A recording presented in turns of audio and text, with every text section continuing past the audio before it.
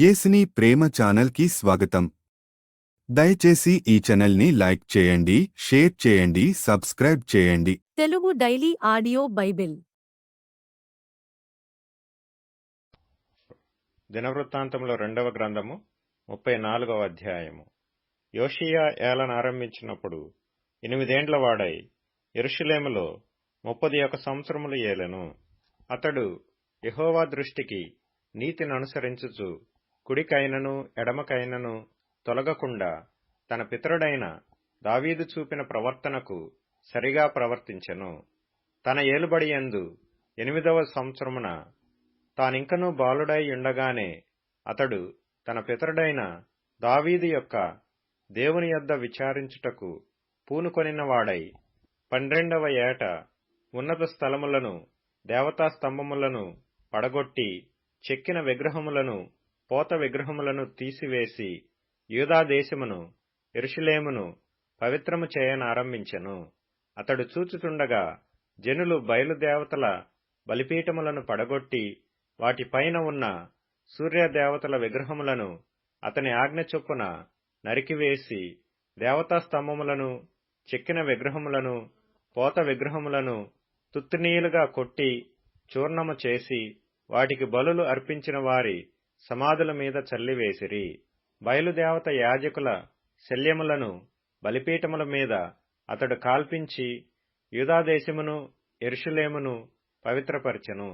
ఆ ప్రకారము అతడు మనష్షే, ఎఫ్రాయిము, షిమ్యోను దేశముల వారి పట్టణములలోను నఫ్తాలి మన్యమునందును చుట్టుపట్లనున్న పాడు స్థలములన్నిటిను బలిపీఠములను పడగొట్టెను. బలిపీఠములను దేవతా స్తంభములను పడగొట్టి చెక్కిన విగ్రహములను చూర్ణము చేసి ఇశ్రాయేలీల దేశమంతటానున్న సూర్యదేవతా విగ్రహములన్నిటినీ నరికివేసి అతడు యెరూషలేమునకు తిరిగి వచ్చెను. అతని ఏలుబడియందు 18వ సంవత్సరమున దేశమును మందిరమును పవిత్రపరచుటయైన తరువాత అతడు అజల్యా కుమారుడైన షాఫానును పట్టణాధిపతి అయిన మయస్సేయాను రాజ్యపు దస్తావేజుల మీదనున్న యెహోహాజు కుమారుడగు యోవాహాజును తన దేవుడైన యెహోవా మందిరమును బాగుచేయుటకై పంపెను. వారు ప్రధాన యాజకుడైన హిల్కీయా యొద్దకు వచ్చి ద్వారపాలకులైన లేవీయులు మనష్షే, ఎఫ్రాయిమీయుల దేశముల యందు ఇశ్రాయేలు వారిలో శేషించియున్న వారందరి యొద్ద నుండియు యూదా బెన్యామీనీయులందరి యొద్ద నుండియు కూర్చి దేవుని మందిరములోనికి తీసుకొని వచ్చిన ద్రవ్యమును అతనికి అప్పగించిరి. వారు దానిని యెహోవా మందిరపు పనిమీదనున్న పై విచారణకర్తలకియ్యగా దాని బాగు చేయుటకును యూదారాజులు పాడుచేసిన ఇండ్లకు దూలములను అమర్చుటకును చెక్కిన రాళ్లను జోడింపు పనికి మ్రాణులను కొనుటకై యెహోవా మందిరమునందు పనిచేయు వారికిని శిల్పకారులకును దానినిచ్చిరి. ఆ మనుష్యులు ఆ పనిని నమ్మకముగా చేసిరి. వారి మీది పై విచారణకర్తలు ఎవరనగా మెరారీయులైన లేవీయులగు యహతు, ఓబద్యా అనువారును, పని నడిపించుటకు ఏర్పడిన కహాతీయులగు జకర్యా, మెషుల్లాము అనువారును, లేవీయులలో వాద్య ప్రవీణులైన వారు వారితో కూడా ఉండిరి. మరియు బరువులు మోయు వారి మీదను ప్రతి విధమైన పని జరిగించు వారి మీదను ఆ లేవీయులు పై విచారణకర్తలుగా నియమింపబడిరి. మరియు లేవీయులలో లేఖకులను, పరిచారకులను, ద్వారపాలకులనైన వారు ఆయా పనుల మీద నియమింపబడిరి. యెహోవా మందిరములోనికి తేబడిన ద్రవ్యమును బయటికి తీసుకొని వచ్చినప్పుడు మోషే ద్వారా యెహోవా దయచేసిన ధర్మశాస్త్రము గల గ్రంథము యాజకుడైన హిల్కీయాకు కనబడెను. అప్పుడు హిల్కీయా, యెహోవా మందిరమందు ధర్మశాస్త్రము గల గ్రంథము నాకు దొరికినని శాస్త్రియగు షాఫానుతో చెప్పి ఆ గ్రంథమును షాఫానుకు అప్పగించెను. షాఫాను ఆ గ్రంథమును రాజు నొద్దకు తీసుకొని పోయి రాజుతో ఇట్లనెను, నీ సేవకులకు నీవు ఆజ్ఞాపించినదంతయు వారు చేయుచున్నారు. యెహోవా మందిరమునందు దొరికిన ద్రవ్యమును వారు పోగుచేసి పై విచారణకర్తల చేతికిని పనివారి చేతికిని దాని అప్పగించియున్నారు. మరియు యాజకుడైన హిల్కీయా నాకు ఒక గ్రంథము ఇచ్చెనని రాజు ఎదుట మనవి చేసుకుని శాస్త్రియగు షాఫాను రాజు సముఖమున దాని నుండి చదివి వినిపించెను. అతడు ధర్మశాస్త్రపు మాటలు చదివి వినిపింపగా రాజు విని తన వస్త్రములను చింపుకొని హిల్కీయాకును షాఫాను కుమారుడైన అహీకాముకును మీకా కుమారుడైన అబ్దోనుకును శాస్త్రియగు షాఫానుకును రాజు సేవకుడైన ఆసాయాకును ఈలాగున ఆజ్ఞ ఇచ్చెను. మీరు వెళ్లి దొరికిన ఈ గ్రంథములోని మాటల విషయమై నా కొరకును ఇశ్రాయేలు యూదా వారిలో శేషించియున్న వారి కొరకును యెహోవా యొద్ద విచారించుడి. మన పితరులు ఈ గ్రంథమునందు వ్రాయబడియున్న సమస్తమును అనుసరింపకయు యెహోవా ఆజ్ఞలను గైకొనకయు నుండిరి గనుక యెహోవా కోపము మన మీదికి అత్యధికముగా వచ్చియున్నది. అప్పుడు హిల్కీయాయును రాజు నియమించిన వారును సంగతిని గూర్చి విచారణ చేయుటకై హర్షషుకు పుట్టిన తిక్వా కుమారుడును వస్త్రశాలకు పై విచారణకర్తయు నగు షెల్లూము యొక్క భార్య అయిన హుల్దా అను ప్రవక్త్రి యొద్దకు పోయిరి. ఆమె అప్పుడు యెరూషలేమునకు చేరిన యుపభాగములో కాపురముండెను. వారు ఆమెతో సంగతి చెప్పగా ఆమె వారితో ఇట్లనెను, ఇశ్రాయేలీల దేవుడైన యెహోవా సెలవిచ్చినదేమనగా, ఆలకించుడి. నేను ఈ స్థలము మీదికిని దాని కాపురస్తుల మీదికిని యూదారాజు సముఖమున చదివి వినిపింపబడిన గ్రంథమందు వ్రాయబడియున్న శాపములన్నిటినీ రప్పించెదను. వారు నన్ను విసర్జించి ఇతర దేవతలకు ధూపము వేసి తమ చేతి పనుల వలన నాకు కోపము పుట్టించియున్నారు గనుక నా కోపము ఈ స్థలము మీద మితి లేకుండా కుమ్మరింపబడును. నా యొద్దకు మిమ్మును పంపిన వానికి ఈ వార్త తెలుపుడి. మరియు యెహోవా యొద్ద విచారించుడని మిమ్మును పంపిన యూదారాజుకు మీరు ఈ మాట తెలియజెప్పుడి. నీవు ఎవని మాటలు వినియున్నావో ఇశ్రాయేలీల దేవుడైన ఆ యెహోవా సెలవిచ్చినదేమనగా, నీ మనస్సు మెత్తనిదై ఈ స్థలము మీదను దాని కాపురస్తుల మీదను దేవుడు పలికిన మాటలను నీవు వినినప్పుడు నా సన్నిధిని నిన్ను నీవు తగ్గించుకొని నీ వస్త్రములు చింపుకొని నా సన్నిధిని కన్నీరు విడిచితివి గనుక నీ మనవిని నేను ఆలకించితిని. నేను నీ పితరుల యొద్ద నిన్ను చేర్చుదును. నెమ్మది గలవాడవై నీవు నీ సమాధిలోనికి చేర్చబడుదువు. ఈ స్థలము మీదికిని దాని కాపురస్తుల మీదికిని నేను రప్పించు అపాయము నీవు కనులారా చూడవు. వారు రాజునద్దకు ఈ వర్తమానము తీసుకొని రాగా రాజు యూదా యెరూషలేములోని పెద్దలనందరినీ పిలువనంపించి వారిని సమకూర్చెను. రాజును యూదా వారందరును యెరూషలేము కాపురస్తులను యాజకులను లేవీయులను జనులలో పిన్న పెద్దలందరూ యెహోవా మందిరమునకు రాగా యెహోవా మందిరమందు దొరికిన నిబంధన గ్రంథపు మాటలన్నీయు వారికి వినిపింపబడెను. పిమ్మట రాజు తన స్థలమందు నిలవబడి నేను యెహోవాను అనుసరించుచు ఆయన ఇచ్చిన ఆజ్ఞలను శాసనములను కట్టడలను పూర్ణ మనస్సుతోనూ పూర్ణ హృదయముతోనూ గైకొనుచు ఈ గ్రంథమందు వ్రాయబడిన నిబంధన మాటల ప్రకారముగా ప్రవర్తించుదునని యెహోవా సన్నిధిని నిబంధన చేసుకొనెను.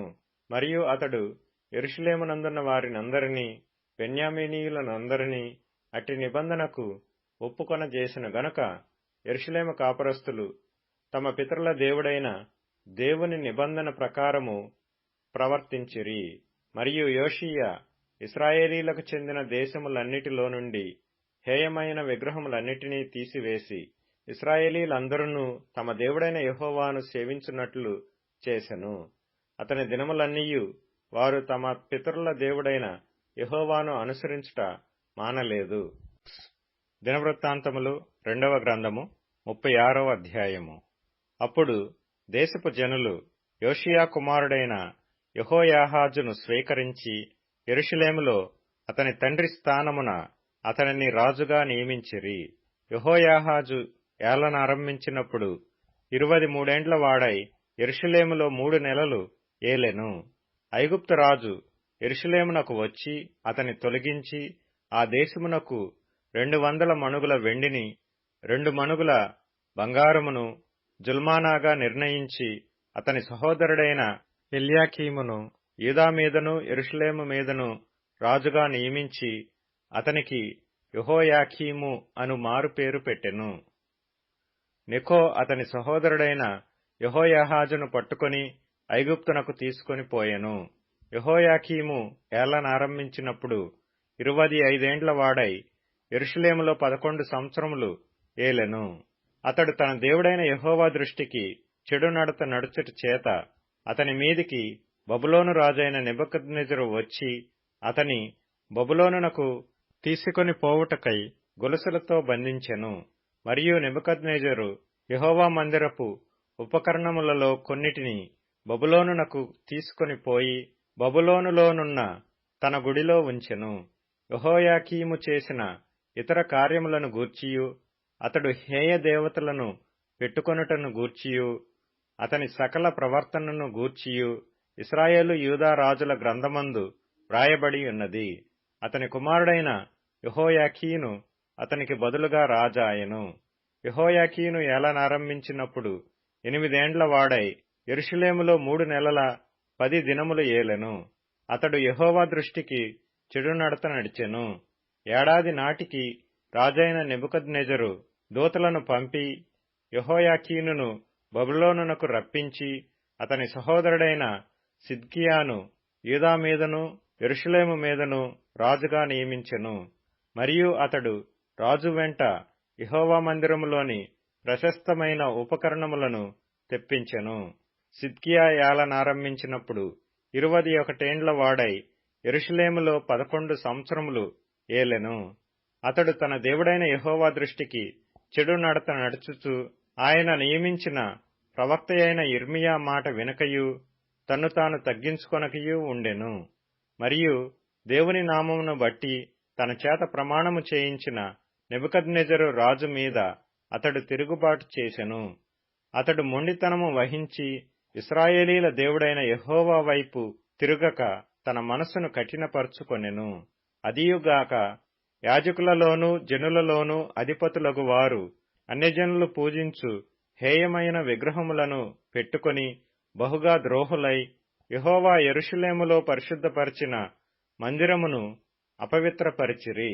వారి పితరుల దేవుడైన యెహోవా తన జనుల యందును తన నివాస స్థలమందును కటాక్షము గలవాడై వారి యొద్దకు తన దూతల ద్వారా వర్తమానము పంపుచూ వచ్చెను.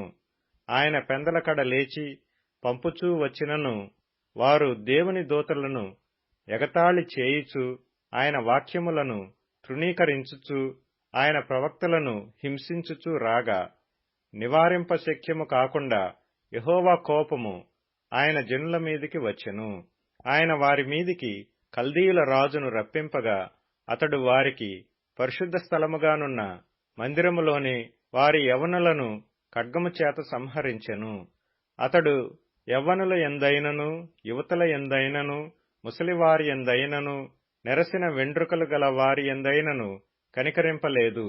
దేవుడు వారినందరినీ అతని చేతికి అప్పగించెను.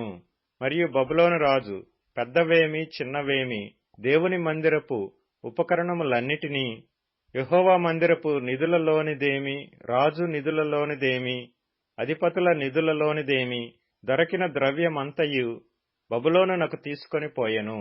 అదియుగాక కల్దీయులు దేవుని మందిరమును తగులబెట్టి యెరూషలేము ప్రాకారమును పడగొట్టి దాని యొక్క నగరులన్నిటినీ కాల్చివేసిరి. దానిలోని ప్రశస్తమైన వస్తువులన్నిటినీ బొత్తిగా పాడు చేసిరి. ఖడ్గము చేత హతులు కాకుండా తప్పించుకొనిన వారిని అతడు బబులోనునకు తీసుకొని పోయెను. రాజ్యము పారసీకుల దగు వరకు వారు అక్కడనే యుండి అతనికిని అతని కుమారులకును దాసులైరి. యిర్మీయా ద్వారా పలుకబడిన యెహోవా మాట నెరవేరుటకై విశ్రాంతి దినములను దేశము అనుభవించు వరకు ఇది సంభవించెను. దేశము పాడుగానున్న 70 సంవత్సరముల కాలము అది విశ్రాంతి దినములను అనుభవించెను. పారసీక దేశపు రాజైన కోరేషు ఏలుబడి యందు మొదటి సంవత్సరమున యిర్మీయా ద్వారా పలుకబడిన తన వాక్యమును నెరవేర్చుటకై యెహోవా పారసీక దేశపు రాజైన కోరెషు మనస్సును ప్రేరేపింపగా అతడు తన రాజ్యమందంతటను చాటించి వ్రాతమూలముగా ఇట్లు ప్రకటన చేయించెను. పారసీక దేశపు రాజైన కోరెషు ఆజ్ఞాపించినదేమనగా, ఆకాశమందలి దేవుడైన యెహోవా లోకమందున్న సకల జనములను నా వశము చేసి యూదాదేశమందున్న యెరూషలేములో తనకు మందిరమును కట్టించుమని నాకు ఆజ్ఞ ఇచ్చియున్నాడు. కావున మీలో ఎవరు ఆయన జనులై ఉన్నారో వారు బయలుదేరవచ్చును. వారి దేవుడైన యెహోవా వారికి తోడుగా నుండునుగాక. యోహాను సువార్త 19వ అధ్యాయము. అప్పుడు పిలాతు యేసును పట్టుకొని ఆయనను కొరడాలతో కొట్టించెను. సైనికులు ముండ్లతో కిరీటమును అల్లి ఆయన తల మీద పెట్టి ఊదారంగు వస్త్రము ఆయనకు తొడిగించి ఆయన యుద్ధకు వచ్చి, యూదుల రాజా శుభమని చెప్పి ఆయనను అరచేతులతో కొట్టిరి. పిలాతు మరల వెలుపలికి వచ్చి, ఇదిగో ఈయన యందు ఏ దోషమును నాకు కనబడలేదని మీకు తెలియనట్లు ఈయనను మీ వద్దకు వెలుపలికి తీసుకొని వచ్చుచున్నానని వారితో అనెను. ఆ ముండ్ల కిరీటమును ఊదారంగు వస్త్రమును ధరించిన వాడై యేసు వెలుపలికి రాగా, పిలాతు ఇదిగో ఈ మనుష్యుడు అని వారితో చెప్పెను. ప్రధాన యాజకులను బంట్రౌతులను ఆయనను చూచి, సిలువ వేయుము, సిలువ వేయుము అని కేకలు వేయగా, పిలాతు ఆయన యందు ఏ దోషమును నాకు కనబడలేదు గనుక మీరే ఆయనను తీసుకొని పోయి సిలువ వేయుడని వారితో చెప్పెను. అందుకు యూదులు, మాకొక నియమము కలదు, తాను దేవుని కుమారుడనని ఇతడు చెప్పుకొనెను గనుక ఆ నియమము చొప్పున ఇతడు చావవలెనని అతనితో చెప్పిరి. పిలాతు ఆ మాట విని మరి ఎక్కువగా భయపడి తిరిగి అధికార మందిరంలో ప్రవేశించి, నీవెక్కడ నుండి వచ్చితివని యేసును అడిగెను. అయితే యేసు అతనికి ఏ ఉత్తరము ఇయ్యలేదు. గనుక పిలాతు, నాతో మాటలాడవా? నిన్ను విడుదల చేయుటకు నాకు అధికారము కలదనియు నిన్ను సిల్వ వేయుటకు నాకు అధికారము కలదనియు నీవెరుగవా అని ఆయనతో అనెను. అందుకు యేసు, పైనుండి నీకు ఇయ్యబడి ఉంటేనే తప్ప నా మీద నీకు ఏ అధికారమును ఉండదు. అందుచేత నన్ను నీకు అప్పగించిన వానికి ఎక్కువ పాపము కలదనెను. ఈ మాటను బట్టి పిలాతు ఆయనను విడుదల చేయుటకు యత్నము చేసెను గాని యూదులు, నీవు ఇతని విడుదల చేసితివా? కైసరునకు స్నేహితుడవు కావు. తాను రాజునని చెప్పుకొను ప్రతివాడును కైసరునకు విరోధముగా మాట్లాడుచున్నవాడే అని కేకలు వేసిరి.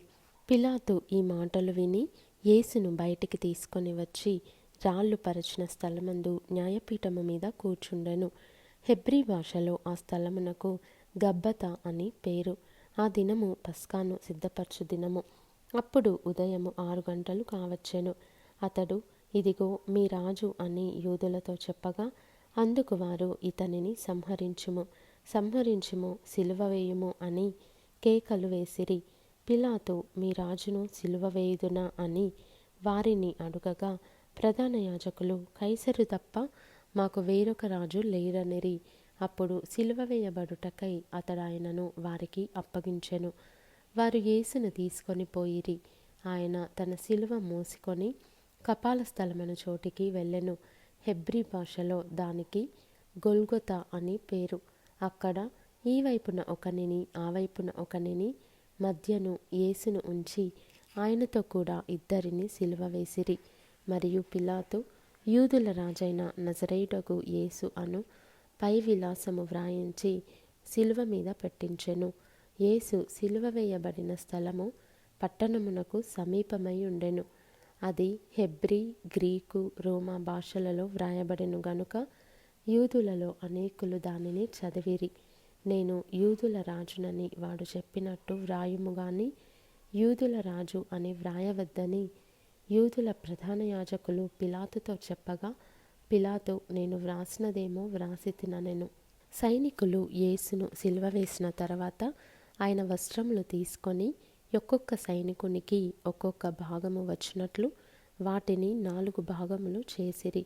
ఆయన అంగిని కూడా తీసుకొని ఆ అంగి కుట్టు లేక పైనుండి యావత్తు నేయబడినది గనుక వారు దానిని చింపక, అది ఎవనికి వచ్చునో అని దానికోసరము చీట్లు వేయుదమని ఒకరితో ఒకరు చెప్పుకొనిరి. వారు నా వస్త్రములను తమలో పంచుకొని నా అంగీ కోసరము చీట్లు వేసిరి అను లేఖనము నెరవేరునట్లు ఇది జరిగెను. ఇందుకే సైనికులు ఈలాగు చేసిరి. ఆయన తల్లియు ఆయన తల్లి సహోదరియు క్లోప భార్య అయిన మరియయు మగ్దలేని మరియయు యేసు శిలువ యొద్ద నిలుచుండిరి. దయచేసి ఈ ఛానల్ని లైక్ చేయండి, షేర్ చేయండి, సబ్స్క్రైబ్ చేయండి.